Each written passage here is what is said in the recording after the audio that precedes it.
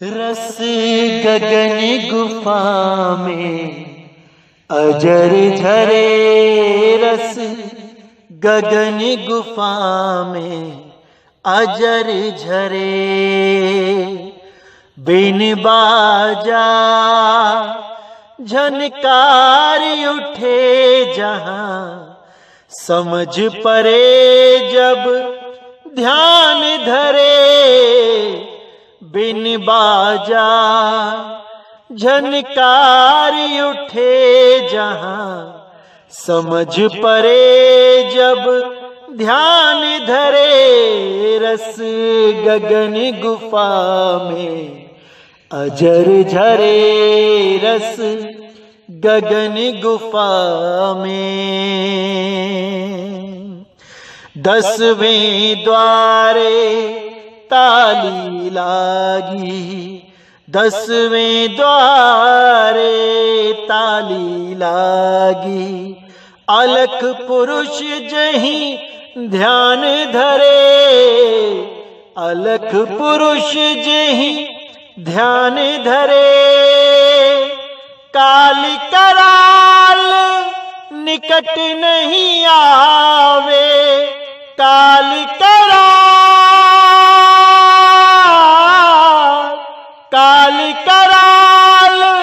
निकट नहीं आवे।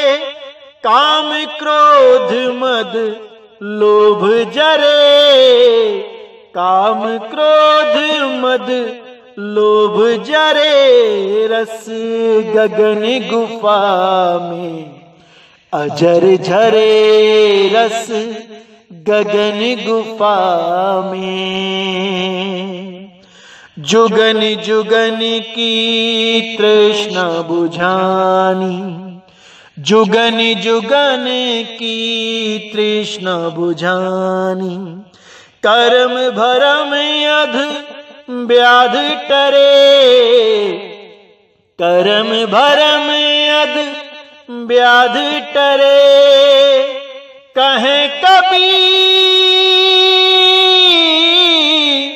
कहे कबीर सुनो भई साधो, कहे कबीर सुनो भई साधो।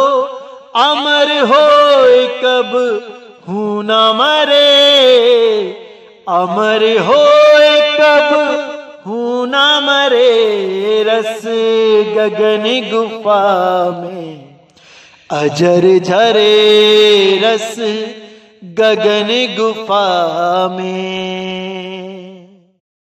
नमस्कार मेरे प्यारे भाइयों, मेरे परम पिता परमात्मा के प्यारे जीव हंसों।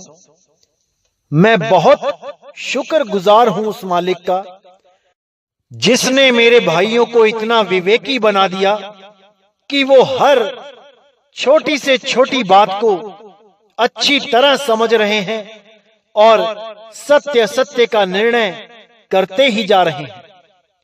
मैं उस मालिक के चरणों में दंडवत प्रणाम करता हूं और ये आशा करता हूं कि जैसे पहले के सत्संग आपकी समझ में आए, ऐसे ही आज का सत्संग भी आप भली प्रकार समझ सको। तो आज जो हम वाणी लेंगे वो श्री गुरु ग्रंथ साहिब जी से लेंगे। तो आइए देखते हैं क्या कहती है वाणी।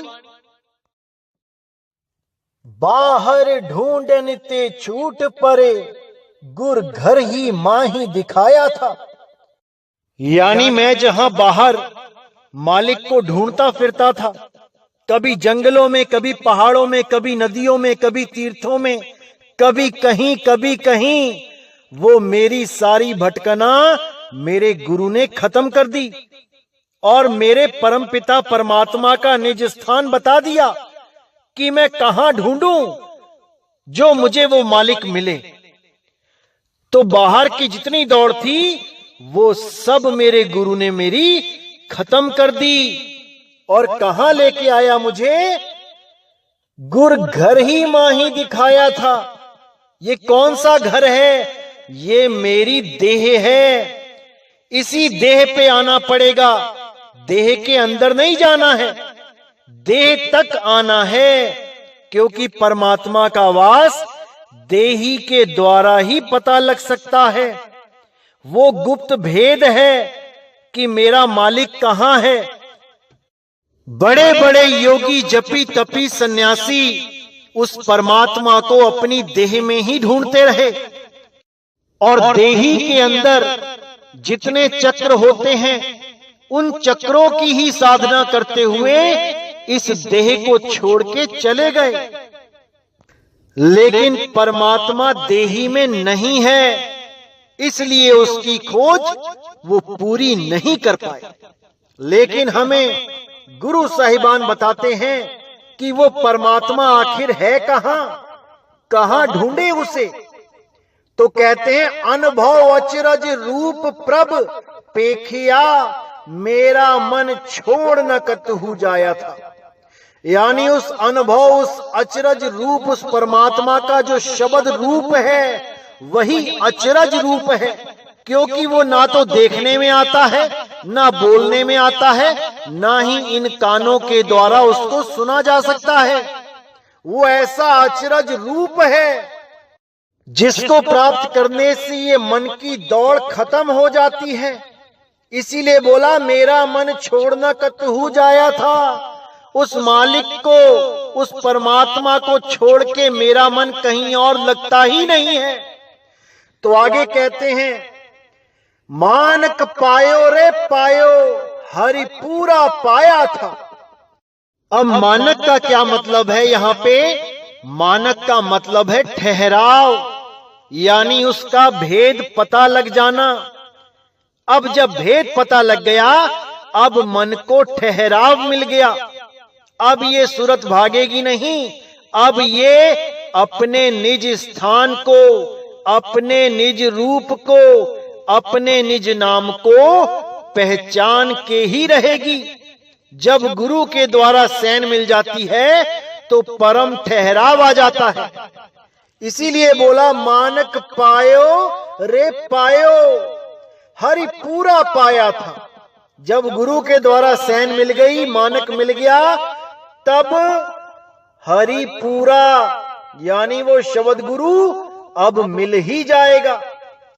जिसको ढूंढते ढूंढते कई जन्म बीत गए, अब वो हमें जरूर मिलेगा। तो आगे कहते हैं मोल या मोल न पाया जाई, कर कृपा गुरु दिवाया था। यानी उस अमोलक परमात्मा को मोल के द्वारा नहीं पाया जा सकता था। यानी कुछ भी भेंट करके उस मालिक को नहीं पाया जा सकता था, लेकिन कर कृपा गुरु दिवाया था। जब गुरु ने कृपा कर दी, उस भेद को बता दिया, तब वो मालिक जरूर मिलेगा। उसके बिना कोई रास्ता नहीं है। तो आगे कहते हैं अधिष्टि अगोचर पार ब्रह्म मिली साधु वकत कथाया था। यानी जो अधिष्ट है, जो अगोचर है, जो देखने में नहीं आता, जिसको कोई जान नहीं सकता, वो पार ब्रह्म मिल साधु वकत कथाया था। जब हमारे जीवन में वो साधु आ गया जो उस अकथ को, जिसे कथा नहीं जा सकता, उसको भी कथ के समझा दे, उसकी कथा को, उसकी अकथ कथा को हमें बता दे, तब वो मालिक हमसे दूर नहीं है। तब हम एक ना एक दिन उस परमात्मा को प्राप्त कर ही लेते हैं। उसकी जब दया हो जाती है, तब वो मालिक स्वयं ही उस जीव को चुन लेता है और उसको जन्म मरण से निकाल के सदा सदा के लिए मुक्त कर देता है। अब ना कहीं आना, ना कहीं जाना, आपे में आप समाना। तो आगे कहते हैं अनहद शब्द दसम द्वारे बजियो, तह अमृत नाम चुआया था। अब ये है मानक, ये है भेद, ये है मालिक को पाने का सही रास्ता। तो कहते हैं आने हद शब्द दसम द्वारे बजियो, तहां अमृत नाम चुआया था। वो अमृत नाम, वो ऐसा नाम जिसको प्राप्त करने पे अमृत यानी दोबारा मरा नहीं जाता। ये जीव उस अमृत नाम को, उस अनहद शब्द को प्राप्त कर लेता है जिसकी कोई हद नहीं। ये अनहद पांच तत्वों की धुन को नहीं बोला गया है, ये अनहद है जिसकी कोई हद नहीं, उसी को सार शब्द बोला जाता है। उसको प्राप्त करके ये जीव सदा सदा के लिए काल के जाल से निकल जाता है। अब बहुत से अज्ञानी जीव दूसरों को भ्रमित करने के लिए क्या कर देते हैं, ये दसम द्वार का निशाना ही गलत बता देते हैं। कोई त्रिकुटी में, इंगला पिंगला सुषमना में 10वां द्वार बता देता है, कोई हृदय को 10वां द्वार बता देता है, कोई नाभि को 10वां द्वार बता देता है। असल में इनको दसम द्वार का ज्ञान ही नहीं है। दसम द्वार गुप्त है, यानी 9 द्वारे खुले हैं, दिखाई देते हैं। पैदा होने से लेके अंत समय तक ये 9 दरवाजे प्रगट ही रहते हैं, लेकिन जो 10वां दरवाजा होता है इसको गुप्त कर दिया जाता है। जैसे हमने कहीं पे धन से भरे हुए घड़े को गाड़ा जमीन में, तो वो हमें दिखाई दे रहा है, वो प्रगट है। लेकिन अगर हम उसको मिट्टी से ढक दें तो घड़ा तो वही है जहां पे गाड़ा गया है, लेकिन वो गुप्त है क्योंकि ऊपर मिट्टी की परत आ गई। इसी प्रकार 10वां द्वार गुप्त कर दिया गया है। 10वां द्वार वही है जहां पे वो था, लेकिन उसको ऐसा ढक के गुप्त कर दिया गया कि अब किसी को खबर ना रही कि वो 10वां द्वार कहां है। अब कोई भेदी सतगुरु ही उस द्वार को समझा बुझा के, उस द्वार का भेद बता के, फिर उस शब्द को कैसे प्राप्त करना है, इस गुप्त विधि का भी भेद बता दे। तब समझ जाओ कि अब तुम्हें कोई नहीं रोक सकता। अब काल का जाल टूट ही जाना है। बस उस मालिक के चरणों में अपनी सूरत को लगाए रखो। एक ना एक दिन वो दयाल दया करेगा और आपको शब्द की अनुभूति जरूर होगी। तो आगे कहते हैं, टोटे नहीं मन तृष्णा बूझी, अखट भंडार समाया था। चरण चरण चरण गुरु सेवे, अगड़ घड़ियों रस पाया था। यानी जब वो शब्द गुरु प्रकट हुआ, जब उसने अपनी अपार दया बरसाई, तब मेरे मन की सारी तृष्णा बुझ गई। और तब उस परम पिता परमात्मा, उस शब्द गुरु के चरणों में मैंने जब सूरत को लगाया, तो उस अनघड़ को मैंने प्राप्त किया जिसे कोई घड़ नहीं सकता। उस रस को मैंने प्राप्त किया। तो आगे कहते, सहजे आवा सहजे जावा, सहजे मन खिलाया था। कह नानक भरम गुरु खोया, ता हरि महली महल पाया था। कहते सहजे आवा सहजे जावा, उस अवस्था को सहजता के द्वारा ही प्राप्त किया जा सकता है। जब आप पूर्ण सहज हो जाते हो, तब आप उस अवस्था में पहुंच जाते हो जहां पर सुख और दुख दोनों से ऊपर वो पूर्ण अवस्था बनती है। उसी को सहज बोला गया है। सहजे आवा सहजे जावा, सहजे मन खिलाया था। अब ये मन भी सहज हो जाता है। कह नानक भरम गुरु खोया, ता हरि महली महल पाया था। कहते हैं गुरु मिले तो मेरा भरमगढ़ टूट गया। कह नानक भरम गुरु खोया, गुरु की वजह से ये भरम खो गया, खत्म हो गया। ता हरि महली, तब जाके हरि का महल महल पाया था। यहां 2 बार महल लिखा है, क्यों? कि हरि के महल को मैंने अपने ही महल में पाया, यानी इस देही में ही उस परमात्मा को पाया, लेकिन देह के अंदर नहीं, बल्कि उस स्थान पे जहां गुरु ने भेद बताया, तब मैं उस मालिक का दर्श कर पाया, तब मैं उस मालिक के चरणों में समा पाया। तो बहुत ही भेदी वाणी है, लेकिन तब समझ में आती है जब मालिक की अपरंपार दया इस जीव पे बरसती है, क्योंकि भरमाने वाले तो भरमाते ही हैं। इसीलिए गरीबदास जी ने भी बिल्कुल खुल के बोला, तालू ऊपर है त्रिवेणी, ब्रह्मरंध्र का घाट दुल्हनी, गंगा जमुना मध्य प्रयागा, काया काशी नहाए माघा। यानी वो त्रिवेणी शरीर में नहीं है भाई, वो शरीर से परे है। उस त्रिवेणी में नहा के ये जीव सदा सदा के लिए मुक्त हो जाता है, सदा सदा के लिए जन्म मरण से छूट जाता है। और वो त्रिवेणी इस काया के द्वारा ही समझ में आ सकती है, वो कहीं बाहर नदियां नहीं है, ये इसी काया का भेद खोला गया है। इसीलिए कबीर साहब ने भी बोला, 10वां द्वार गुप्त है, ब्रह्मरंध्र है ठौर, तहवां सुरती लिप्त करो, देह तजो फिर और।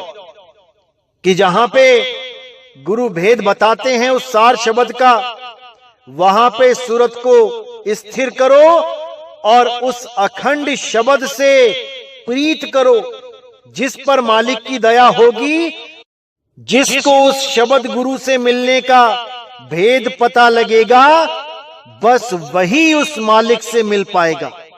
अन्यथा कोई भी रास्ता नहीं है उस परमात्मा को पाने का। ना तो ये मंत्रों में, ना इन जंत्रों में, और ना ही इन तंत्रों में इतनी शक्ति है कि वो परमात्मा तक इस जीव को पहुंचा पाए, कभी नहीं पहुंचा सकता। ये जितने भी मंत्रों के सहारे परमात्मा को प्राप्त करने की बातें करते हैं, ये कभी भी आपको उस परमात्मा तक पहुंचने नहीं देंगे, क्योंकि इनका मकसद यही है कि इस जीव को इन्हीं मंत्रों में उलझा के रखा जाए। इसीलिए साहिब ने कहा, तंत्र मंत्र सब झूठ है, इनमें ना उलझे कोई, सार शब्द जाने बिना कागा हंस ना होए। इसीलिए मेरे भाइयों, अभी वक्त है, सार शब्द को जानो, सार शब्द को पहचानो। वो शब्द कोई लेने देने वाली चीज नहीं है, वो सबके पास है। सब घट मेरा साइया, सुनी सेज न कोई, अरे बलिहारी व घट की, जिस घट प्रगट होए। तो मेरे मालिक की सदा दया बनी रहे आप लोगों पे, आप लोगों का विवेक ऐसे ही बढ़ता जाए और हर चीज आपको समझ में आने लग जाए। मैं बस मालिक से यही अरदास करता हूं और सदा यही विनती करता हूं उस बंदी छोड़ से कि इसी जन्म में उन सब भाइयों का कल्याण हो जाए जो इस दुनिया में वापस नहीं आना चाहते। तो इसी के साथ मैं आज का सत्संग समाप्त करता हूं और अगला सत्संग बहुत जल्दी आएगा। तब तक के लिए मुझे विदा करें। बोलिए सतगुरु बंदी छोड़ सतगुरु सत्य कबीर साहिब की सदा ही जय हो, सदा ही जय हो। मेरे मालिक की साहिब बंदगी सतना।